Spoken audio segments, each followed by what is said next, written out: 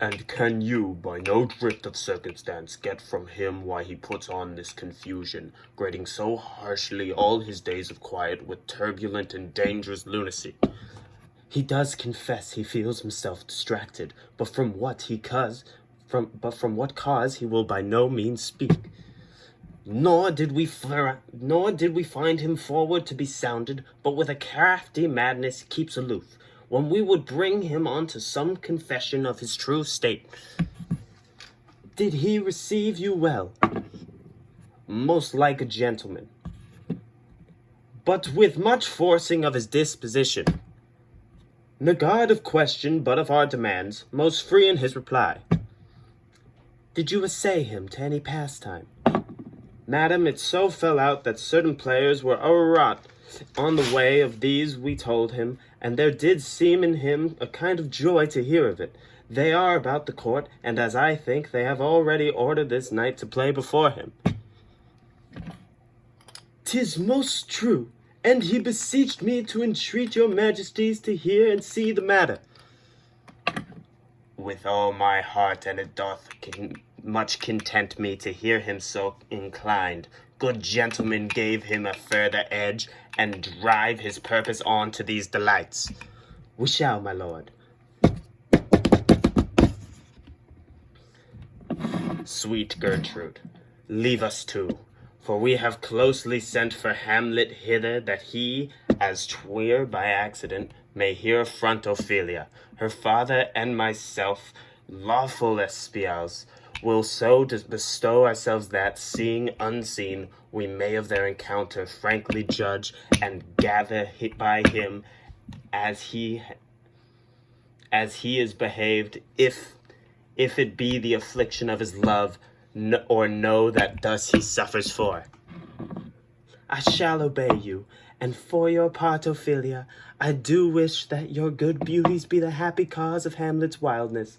So shall I hope your virtues will bring him to his wonted way again, to both your honors. Madam, I wish it may. Ophelia, walk you here, gracious, so please you will bestow ourselves. Read on this book, to show if such an exercise may color your loneliness. We are oft to blame in this, 'tis too much proved that with devotion's visage and pious action we do sugar over the devil himself. Oh, 'tis true, how smart a lash that speech doth give my conscience.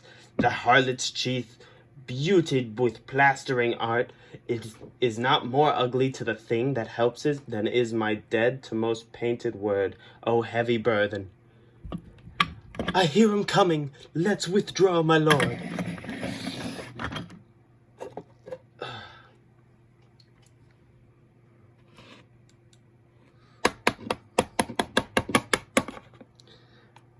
To be or not to be, that is the question. Whether 'tis nobler in the mind to suffer the slings and arrows of outrageous fortune, or to take arms against the sea of troubles, and by opposing and them to die, to sleep, no more, and by a sleep to say we end. The heartache and the thousand natural sharks that flesh is heir to, 'tis a consummation devoutly to be wished, to die, to sleep, to sleep, to sleep, perchance to dream. Aye, there's the rub, for in that sleep of death what dreams may come when we have shuffled off this mortal coil must give us pause. There's the respect that makes calamity of so long life, for whose would bear the whips and scorns of time, and the oppressor's wrong, the proud man's contumely, the pangs of despised love, and the law's delay, the insolence of office, and the spurns that patient merit of the unworthy takes, when he himself might his cutest make with a bare bodkin, who would fardels bear to grunt and sweat under a weary life, but that the dread of something after death, the undiscovered country of whose bourne nor traveller's return, puzzles the will and makes us rather bear those ills we have than fly to others that we not know of. Thus conscience does make cowards of us all, and thus the native hue of resolution is sickly over with the pale of cast of thought, and enterprises of great pith and moment with this regard their currents turn awry, and lose the name of action. Soft you now, the fair Ophelia, nymph, in thy horizons be all my sins remembered. Good my lord, how does your honor for this many a day? I humbly thank you well, well, well. My lord, I have remembrances of yours that I have longed to redeliver. I pray you now receive them. No, not I. I never gave you up. My honored lord, you know right well you did, and with them words of so sweet breath composed as made the things were rich, more rich their perfume lost.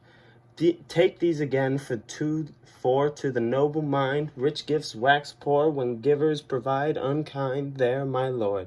Ha ha, are you honest, my lord? Are you fair? What means your lordship?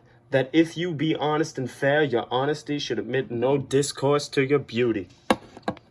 Could beauty, my lord, have better commerce than with honesty? Aye, truly, for the power of beauty will sooner transform honesty form what is to a bawd than force of honesty can translate beauty into his likeness.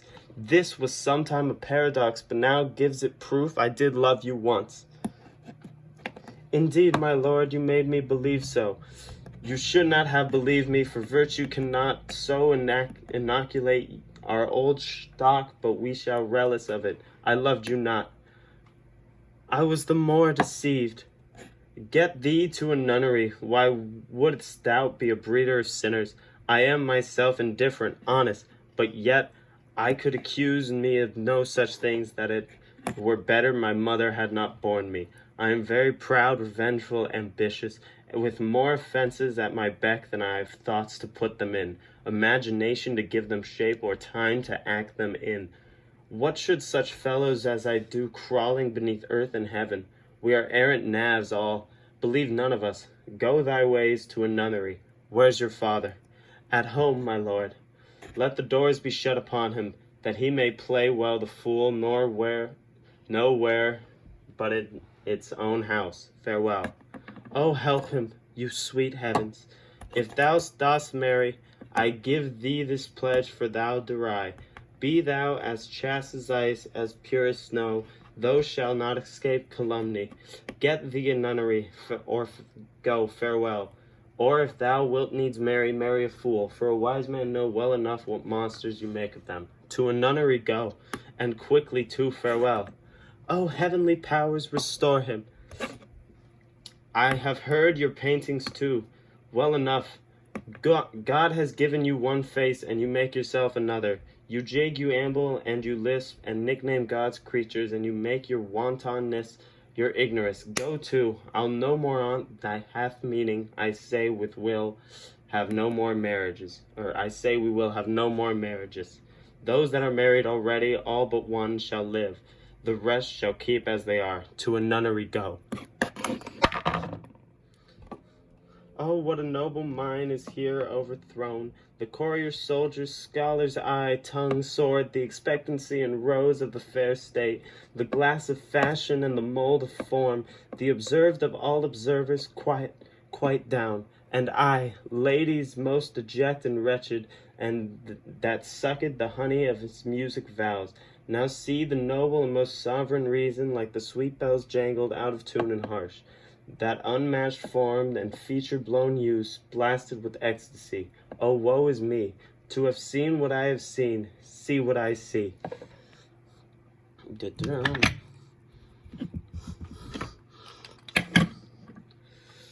Love, his affections do not that way tend, nor what he spoke, though it lacked form a little, was not like madness. There's something in his soul, over which his melancholy sits on brood, and I do doubt the hatch and the disclosed will be some danger, which for to prevent I have in quick determination.